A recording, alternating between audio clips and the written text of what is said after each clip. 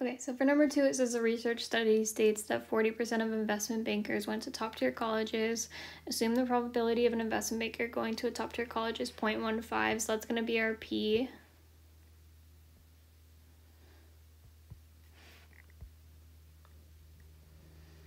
And then it says, what is the probability that more than 2 out of 5 investment bankers go to a top-tier college?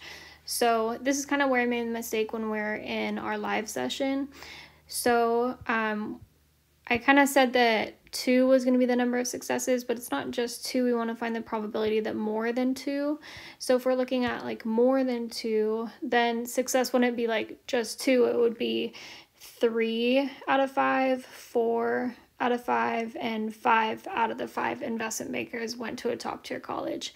So we actually have to do this kind of like 3 different times. Once where we're checking like the probability of 3 out of the 5, once we're checking the probability 4 out of the 5, and then once where we're checking the probability of 5 out of the 5. And then 5 is going to be our number of trials n. So n will be 5, and we'll do like 3 different kind of like mini problems and 1 for each of the different like successes. 1 where x is 3, 1 where x is 4, and 1 where x is 5. So we'll use this formula up here. So each time we'll put p is 0.15 in here and here. N is the number of trials. That won't change. That'll be 5 right here and right here. And then x will change. It'll start with 3, and then we'll go to 4 and then go to 5 eventually. And then since all of those like numbers of successes 3, 4, and 5, they would all count towards like the more than 2. At the very end, once we find all the probabilities, we would just add them all up together, because we're considering like anything more than 2 as a success. We just want to add up all those possible outcomes. So I'm going to start with x equals 3.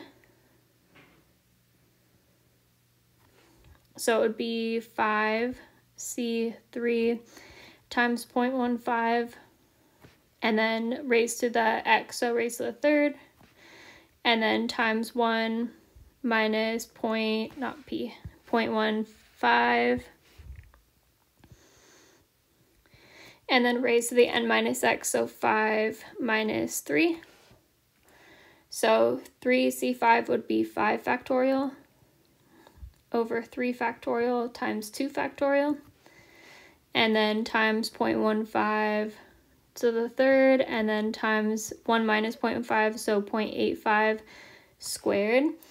And then 5 factorial is, well, like all of this is going to break down into, I'm going to do 5 times 4. Actually, I'm just going to do it on the line above just to kind of save some space. So instead of the 5 factorial, I'm going to break that down a little bit. So I'm going to break it down to 3 factorial. So 5 times 4 times 3 factorial. And then the 3's will cancel each other out, the 3 factorials. And then 2 factorial is just 2. So like 5 times 4, that'd be 20. And then divided by 2 would be 10. And then times 0.15 to the third times 0.85 squared. And then I'm going to get a like decimal approximation for this. I'm probably just going to like pause or cut it out of the video and then like pop up with the final answer, but just go to like the Google calculator, whatever calculator you're comfortable with, and use that. Okay, so 10 times 0.15 to the third times 0.85 squared ends up being about 0.02438. So that's our approximate probability of getting like of 3 out of the 5 investment bankers going to a top tier college. And then we pretty much just repeat that same process, but with x equals 4 and x equals 5 now. So I'm going to go ahead and just shrink this down a little bit so I have as much space as I need. So I'll do x equals 4 next. So it'll be 5c4 times 0.15 to the fourth, and then times 0.85. I'm just going to go ahead and skip to that part. From the 1 minus 0.15 raised to the 5 minus 4, so raised to the first power. And then for 5c4 would be 5 factorial over 4 factorial times 5 minus 4 factorial. So that's going to end up just being like a 1 factorial, which is just 1, and we don't like really need to write that 1 factorial, so I'm just going to go ahead and take it off. So I'm just kind of like simplifying in line here. And then the 5 factorial, if I just break it down to 5 times 4 factorial, the 4 factorials would cancel each other out, so it'd just be left with that 5. So it'd be 5 times 0.15 to the 4th, and then times 0.85 to the 1st power, which is just 0.85. So I'll go ahead and put that in the calculator. So 5 times 0.15 to the 4th times 0.85, it ends up being approximately 0.002. If we round to the nearest, I think that's the 10,000ths. Okay, and then last one we need to check is when x equals 5. So 5 out of the 5 investment bankers go to a top tier college. So it'd be 5C5, and then times 0.15 raised to the 5th power, and then times 0.85 raised to the, it would be 5 minus 5, so technically be 0, and anything raised to the 0 power is just 1. So like this whole thing would just simplify to 1, and we'd be multiplying by it, so it's not gonna like, that 0.85 won't change like the final outcome at all.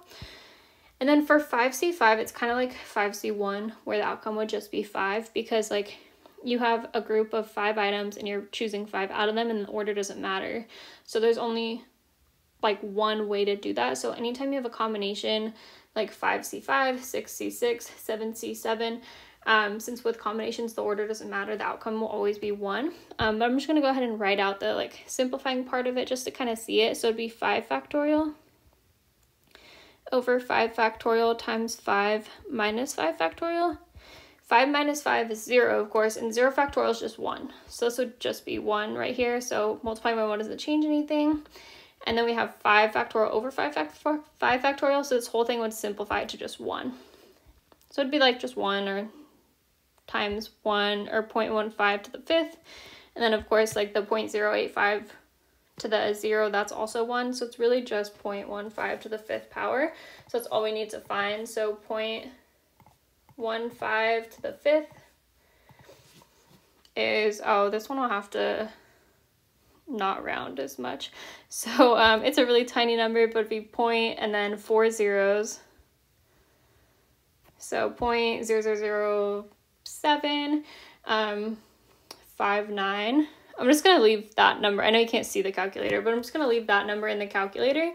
And then like I said at the end, we're going to go ahead and add all of our, I think I forgot the 7. We're going to add all of our probabilities together because we're trying to find like the probability of more than 2. So like it'd be the combination of the probability of 3, 4, and 5 all added together. So we'll add that 0.000759 to the probability of 4 out of the 5, which was 0.0022, and then we'll add that to the probability of 3 out of the 5, which was 0.02438, and then that's going to give us our final outcome.